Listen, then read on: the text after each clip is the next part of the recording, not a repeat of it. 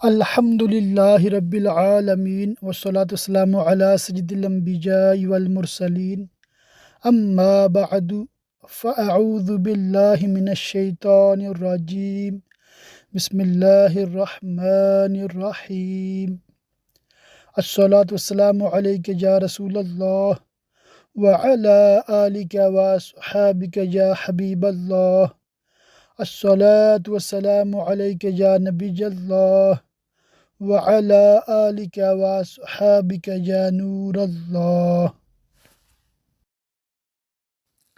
تلخیص ابواب طحاوی شریف کتاب الصلاۃ باب 78 خطبہ جمعہ کے وقت نماز پڑھنا۔ جو شخص مسجد میں اس وقت آئے جبکہ امام خطبہ دے رہا ہو تو کیا وہ 2 رکعتیں پڑھ سکتا ہے؟ اس مسئلے میں 2 موقف ہیں۔ ایک یہ کہ وہ 2 مختصر رکعتیں پڑھے، جبکہ دوسرا موقف اس کے خلاف ہے۔ پہلا گروہ حضرت جابر رضی اللہ عنہ کی روایت سے استدلال کرتا ہے کہ حضرت سلیق غطفانی رضی اللہ عنہ جمعہ کے دن آئے تو رسول کریم صلی اللہ علیہ وسلم منبر پر خطبہ دے رہے تھے۔ حضرت سلیق رضی اللہ عنہ نماز پڑھنے سے پہلے بیٹھ گئے۔ آپ نے فرمایا تم نے 2 رکعتیں پڑھی ہیں؟ عرض کیا نہیں۔ حضور علیہ السلام نے فرمایا اٹھ کر 2 رکعتیں پڑھو۔ یہ حدیث حضرت جابر رضی اللہ عنہ سے مختلف طرق سے مروی ہے۔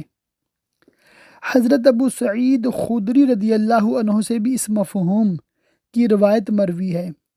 دوسرے گروہ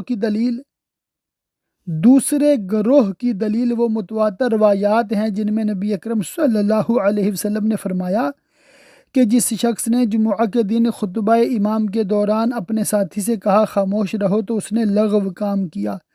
جہاں تک پہلے گروہ کی پیش کردہ روایات کا تعلق ہے تو یہ اس وقت کی بات ہے جب نماز میں گفتگو کرنا جائز تھا، پھر جب نماز میں گفتگو کی ممانعت ہو گئی تو خطبہ میں بھی کلام کرنا ممنوع قرار دیا گیا۔ قیاس کا تقاضا بھی یہی ہے کہ اس وقت نماز پڑھنا مکروہ ہو، کیونکہ یہ بات متفق علیہ ہے کہ جو شخص پہلے سے مسجد میں ہو وہ خطبہ کے دوران نماز نہیں پڑھ سکتا، تو باہر سے آنے والے کا بھی یہی حکم ہوگا۔ اگر کہا جائے کہ رسول اکرم صلی اللہ علیہ وسلم سے مروی ہے، آپ نے فرمایا جب تم میں سے کوئی شخص مسجد میں داخل ہو تو بیٹھنے سے پہلے 2 رکعتیں پڑھے، تو اس شخص کو جواباً کہا جائے گا کہ یہ اس وقت کے بارے میں ہے جب نماز پڑھنا جائز ہو۔